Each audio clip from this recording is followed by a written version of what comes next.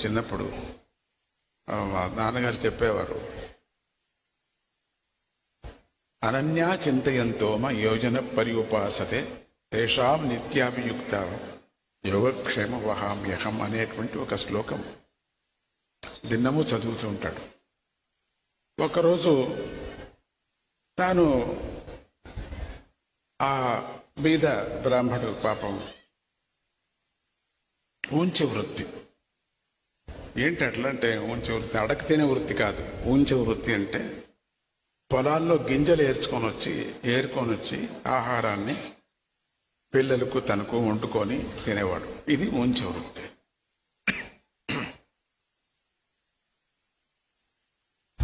ఎక్కడ గింజలు దొరకలేదు, చాలా బాధపడ్డాడు. దిన్నము భగవద్గీత చదువుతున్నాడు, ఆ శ్లోకం వచ్చింది.